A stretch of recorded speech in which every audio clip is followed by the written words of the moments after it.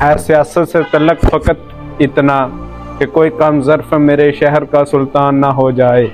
बिस्मिल्लाहिर्रहमानिर्रहीम। अस्सलामु अलैकुम।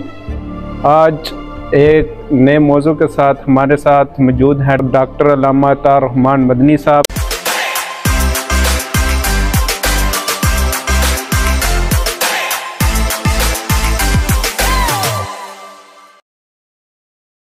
हज़रत साहब, आज हमारी सियासत की किस सिमत चल पड़ी है। अगर कोई पार्टी का सरबराह है तो वो उसका बेटा जो है या भाई जो है वो सरबराह होगा। अगर कोई वज़ीर आज़म है उसका बेटा या भाई जो है वो नेक्स्ट वज़ीर आज़म होगा, वज़ीर आला होगा।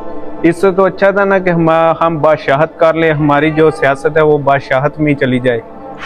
क्या आपको नहीं लगता कि इस ख़ानदानी सियासत से इस मुल्क का नुकसान हो रहा है? नौजवान इस मौके से महरूम हो रहे हैं, खासकर एक गरीब को बहुत ज़्यादा नुकसान हो रहा है। उसका कोई दुख समझते नहीं है, कोई सुनते ही नहीं है। अनपढ़ लोग हमारे ऊपर मुसल्लत किए जा रहे हैं। इस्लाम में, शरीयत में इस तरह का कोई निज़ाम मौजूद है कि ख़ानदानी सियासत ही की जाए?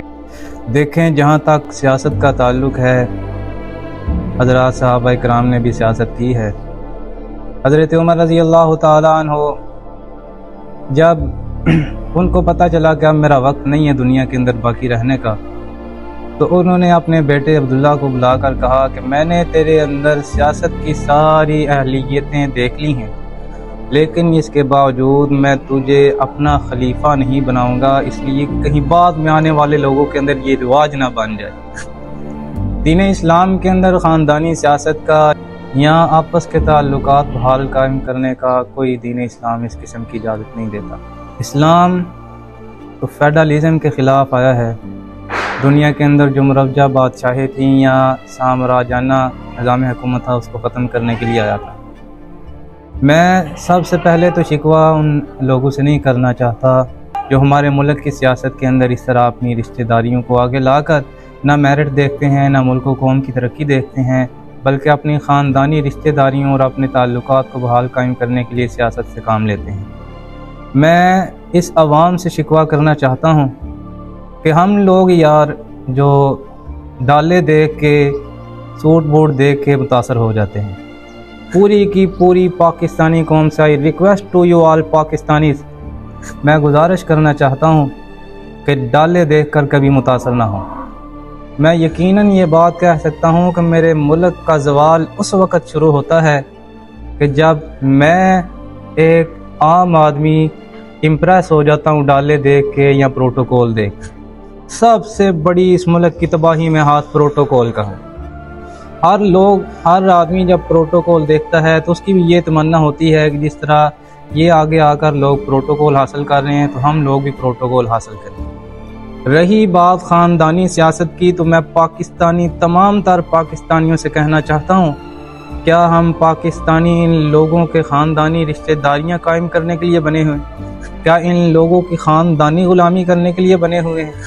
आज तक कोई सियासत के अंदर 30 साल हो गए हैं, किसी को 40 साल हो गए हैं, किसी को 50 साल हो गए हैं मुल्क की सियासत के अंदर, लेकिन उनकी कारकर्दगी देखी जाए तो ज़ीरो है। ये ख़ानदानी सियासत से और वडेरेदारियों से और जगीरदारियों से और प्रोटोकॉल और डालों से निकल कर पाकिस्तानी अवाम से अपील है कि अपनी शख्सियत को, अपने मुल्क के वक़ार को पहचानें और हमेशा उसी आदमी की तरफ अपनी नज़र रखें कि जो आपके मुल्क और आपके लिए सही साबित हो सकता है।